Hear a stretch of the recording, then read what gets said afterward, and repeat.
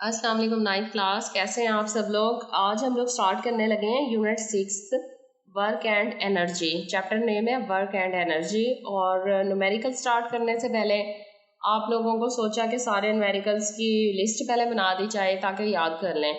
देखिए, अगर स्टूडेंट्स आप लोग सारे फार्मूले पहले से प्रिपेयर कर लेते हैं तो न्यूमेरिकल करना नहायत ही आसान हो जाता है।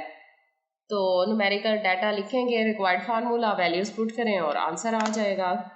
तो रिक्वायर्ड फार्मूला चैप्टर 6 में जो इस्तेमाल हो रहे हैं वो हमारे पास है। नंबर 1 है वर्क। वर्क इसका सिंबल क्या है? W। और W इजकल टू किसके इक्वल होता है? FS के इक्वल होता है। अब देखें, अगर हमारे पास यहाँ पर VT की वैल्यू होगी F के साथ तो हम लोग ये फार्मूला लगा के F मल्टीप्लाई S की जगह VT भी लिख सकते हैं। S इजकल टू किसके होता है? VT के। तो इसी तरह सेकंड फार्मूला है काइनेटिक एनर्जी। काइनेटिक एनर्जी का सिंबल क्या है? के ई इजकल टू होता है हाफ mv स्क्वायर, यानी हाफ मास मल्टीप्लाई वेलोसिटी का स्क्वायर। थर्ड है पोटेंशियल एनर्जी। पोटेंशियल एनर्जी का सिंबल क्या है? पीई और equal to mgh, mass gravitational acceleration multiply height. और फोर पे है पावर। पावर को P से जाहिर करते हैं और इक्वल होता है W/T के। अब देखें, W अगर हमारे पास नहीं होगा और फोर्स और डिस्टेंस होगा तो हम W इजकल टू यहाँ ऊपर क्या लिख सकते हैं? FS भी लिख सकते हैं। तो यहाँ आ जाएगा FS multiply T, S equal to VT। तो F VT/T, T से कट गया तो W मल्टीप्लाई क्या बच जाएगा? V। इसी तरह रिक्वायरमेंट जो होगी जैसे होगी वहाँ पर हम लोग वो यूज़ करेंगे। और लास्ट फार्मूला है चैप्टर 6 का एफिशिएंसी। एफिशिएंसी इजकल टू क्या होता है? Output divided by input multiply 100। तो ये थी हमारे पास 6 चैप्टर के फार्मूलाज की लिस्ट। अब हम लोग करते हैं सबसे पहले न्यूमेरिकल 6.1। 6.1 न्यूमेरिकल है। A man pulled a cart through 35 metre applying a force of 300 newton. Find the work done by the man. कि एक आदमी एक कार्ट को खींच रहा है, 35 मीटर का डिस्टेंस कवर कर रहा है, यानी इतने डिस्टेंस तक खींच रहा है।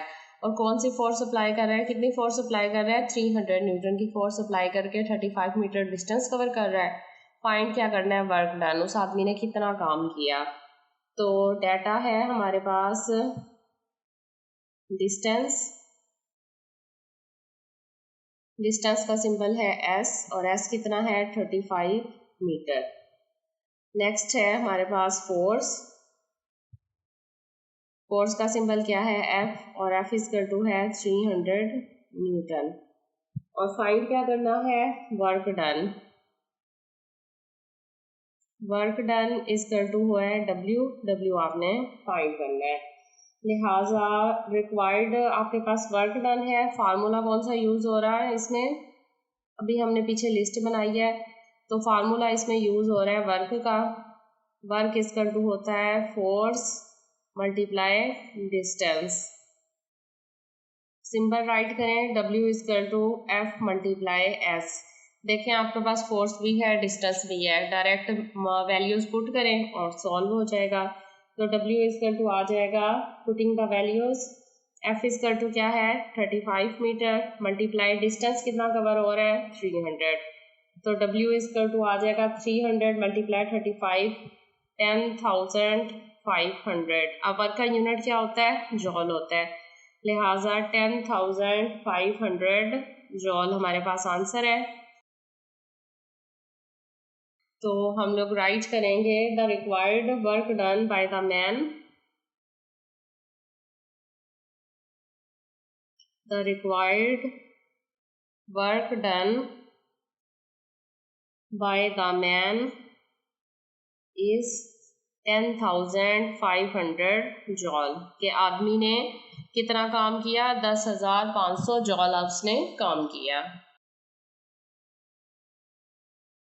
6.2 न्यूमेरिकल है हमारे पास। अ ब्लॉक वेट है 20 newton is lifted 6 metre vertically upward. Calculate the potential energy stored in it. एक ब्लॉक है जिसका वजन कितना है? 20 न्यूटन है, उसे 6 मीटर लिफ्ट किया गया है ऊपर वर्टिकली अपवर्ड डायरेक्शन में। हम लोगों ने कैलकुलेट क्या करना है? पोटेंशियल एनर्जी इसमें कितनी स्टोर हुई है ये कैलकुलेट करना है। तो सबसे पहले डाटा राइट करते हैं। डाटा हमारे पास सबसे पहले क्या है? वेट है। वेट फोर्स के इक्वल होता है, तो ये किसके इक्वल आएगा, वेट इक्वल टू फोर्स और डब्ल्यू इक्वल टू क्या आ जाएगा 20 न्यूटन। न्यूटन देखें फोर्स का यूनिट होता है, इसलिए मैंने दोनों मेंशन कर दिए। Weight equal to force. 6 metre lift किया गया है उसको ऊपर की तरफ, यानी डिस्टेंस कवर हुआ है, तो डिस्टेंस इक्वल टू आ जाएगा एस, और एस कितना है 6 मीटर है। फाइंड करना है potential energy.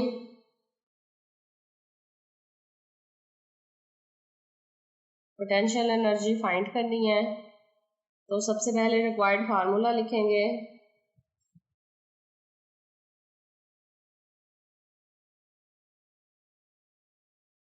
Potential energy equal to होता है mgh।